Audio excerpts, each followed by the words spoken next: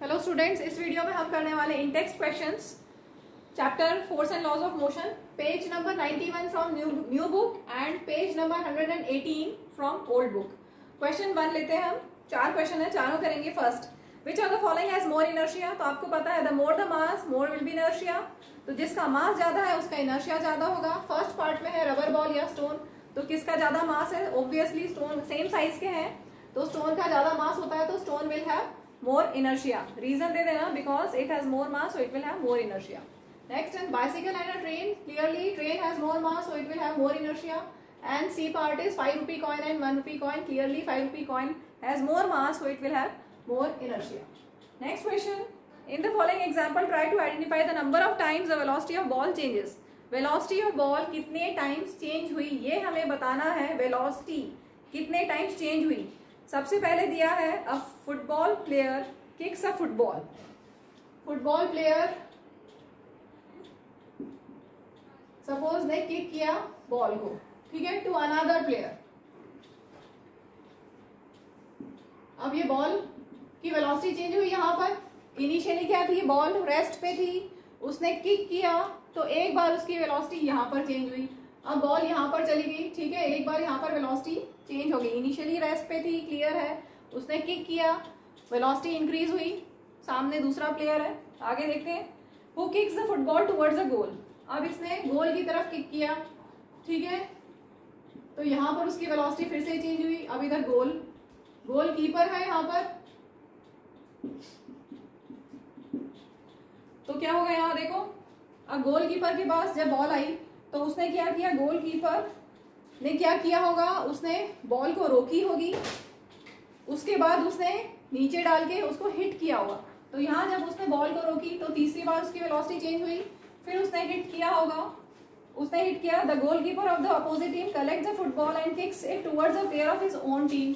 खुद के टीम के प्लेयर को उसने अपनी बॉल यहाँ से हिट की, ठीक है, तो 4 टाइम्स उसकी वेलोसिटी चेंज हुई है। अब आगे क्वेश्चन है, also identify the agents applying the force in each case. कौन कौन एजेंट हैं? तो पहले 2 केस में तो फुटबॉल प्लेयर ही है। फर्स्ट केस में फुटबॉल प्लेयर, सेकंड केस में भी football player. In first and second cases the force is supplied by the foot of the players, ठीक है। इसके बाद थर्ड केस में गोलकीपर है, force is supplied by the hands of goalkeeper, उसने ball को रोका, तो थर्ड केस में force is supplied by hands of goalkeeper. और फिर उसके बाद उसी ने क्या किया, फोर्थ केस में goalkeeper hits the football with his foot, तो फुट ऑफ गोलकीपर ने एजेंट बना, ने सप्लाई किया फोर्स, ठीक है। Moving to next question 3, explain why some of the leaves may get detached from a tree if we vigorously shake its branch. तो tree की branch को, ट्री की कोई एक ब्रांच को हम विग्रसली शेक करेंगे, ठीक है, कोई एक पर्टिकुलर ब्रांच को हमने विग्रसली शेक किया तो उसकी लीव्स क्यों डिटैच हो जाती है, ये क्वेश्चन है। सपोज हमने ये वाली ब्रांच को शेक किया, सपोज हमने ये इनिशियली क्या है, लीव्स, ब्रांचेस, ट्री सब रेस्ट पे, तो सबके पास क्या है, इनर्शिया ऑफ रेस्ट। इनर्शिया क्या होता है, tendency of object to resist a change. If an object is at rest then it will tend to be in state of rest, ठीक है। तो अभी इनर्शिया ऑफ रेस्ट है सबके पास। अब हमने क्या किया, when a tree is vigorously shaken the branches of the tree, tree को शेक किया है कि हमने ब्रांच को शेक किया है, विग्रसली शेक द ब्रांच। हाँ, तो यहाँ चेंज कर लेना, हम ट्री को नहीं, हम ब्रांच को शेक करेंगे। When branch is shaken, branch of tree is vigorously shaken, तो क्या होगा, लीव्स और ब्रांच इनिशियली दोनों रेस्ट पे थे। अब हमने ब्रांच को शेक किया, लेकिन लीव्स के पास तो इनर्शिया ऑफ रेस्ट है, तो leaves will tend to be in state of rest. Branch को हमने मूव किया और लीव्स जहां थी वहीं रहने की कोशिश करेंगी तो वो डिटैच हो जाएंगी, बस वही लिखा है। When branch is shaken vigorously, तो क्या होगा, branches of tree come in motion but the leaves tend to continue in their state of rest, क्योंकि लीव्स के पास क्या है, इनर्शिया ऑफ रेस्ट, ठीक है। As a result of this leaves get detached from the branches of tree and hence fall down. Moving to next question, why do you fall in forward direction when a moving bus brakes to a stop and fall backward when it accelerates from rest.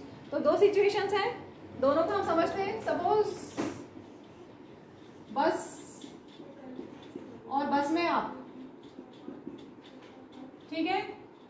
Case क्या है, when a moving bus brakes to a stop, bus move हो रही है, जा रही है, अब क्या होगा, आपके पास इनर्शिया ऑफ मोशन है, ठीक है, आप बस के साथ आगे जा रहे हो, आपके पास है inertia of motion. Inertia is a tendency of object to resist a change. अगर आप मोशन में हो तो you will tend to be in state of motion, ठीक है, तो इनर्शिया ऑफ मोशन है आपके पास। अब बस अगर सडनली स्टॉप हो गई तो क्या होगा, आपके फीट तो बस के साथ रुक जाएंगे, but upper part of body will tend to be in state of motion, because उनके पास क्या है, अपर पार्ट ऑफ बॉडी के पास इनर्शिया ऑफ मोशन है, तो अपर पार्ट ऑफ बॉडी आगे जाने की कोशिश करेगी and it will fall forward. वही हमने लिखा है, when a moving bus brakes to a stop, our feet comes to rest with the bus, but upper part of our body continues to move forward, आगे जाने की कोशिश करेगी on account of inertia of motion, that is why we tend to fall in forward direction. ठीक है, अब suppose आगे बस जाते जाते सामने कुछ आ गया और सडनली ब्रेक लगाना पड़ा, तो क्या होगा, व्हेन बस एक्सेलरेट्स फ्रॉम रेस्ट। अच्छा, ब्रेक लगाना पड़ा वो सिचुएशन नहीं है, यहाँ पर है कि अगर रेस्ट पे है, बस रेस्ट पे, अब दूसरी सिचुएशन यहाँ पर ऐसी है कि बस रेस्ट पे है और वो एक्सेलरेट करती है, तो क्या होगा, बस रेस्ट पे थी, अब आप बस के साथ रेस्ट पे थे, आपके पास इनर्शिया ऑफ रेस्ट है, ठीक है, इनर्शिया ऑफ रेस्ट है।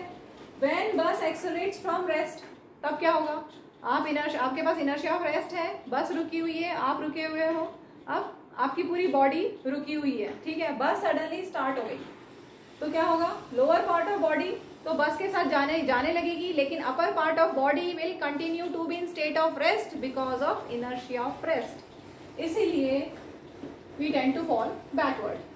क्लियर?